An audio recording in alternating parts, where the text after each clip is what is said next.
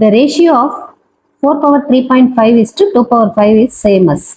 இது எதுக்கு இணையானது? இந்த given ratioல எதுக்கு இணையானதுன்னு நம்ம கேட்டிருக்காங்க.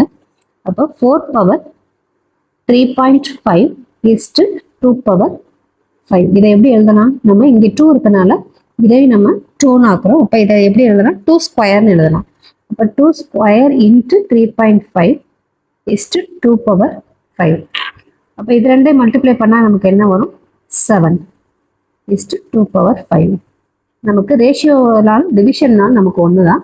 இப்போ 2 power 7 by 2 power 5 இதை எழுத முடியும்.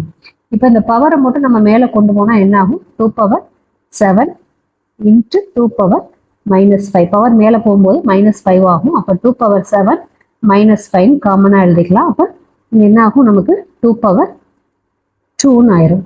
கீழே நமக்கு என்ன இருக்குது? அப்போ கீழே வந்து 1 இருக்குன்னு அர்த்தம். அப்போ இதை 2 power 2 என்ன ஆகும்? 4. நம்ம கீழே இங்கே வந்து 4 இருக்கும், கீழே வந்து நமக்கு எதுவுமே இல்லைன்னா என்ன அர்த்தம்? 1 இருக்குன்னு அர்த்தம்.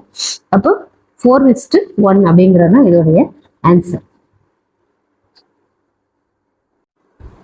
Mukesh can do 2/7 of an work in one day. In how many days can he complete the same work? Mukesh ஒரு நாளில் 2/7 பகுதி வேலையை செய்து முடிப்பார் எனில் எத்தனை நாட்களில் அவ்வேலையை முழுமையாக செய்து முடிப்பார்? ஒரு வேலை அப்படின்னு வந்தாலே நம்ம என்ன எடுத்துக்குவோம்? இப்போ முகேஷோட ஒரு நாள் வேலை அப்படின்னு தான் எடுப்போம். முகேஷ்க்கு இங்கே என்ன கொடுத்துருக்காங்க? 2/7, 7ல் 2 பங்கு வேலையை முடிச்சிருக்காரு.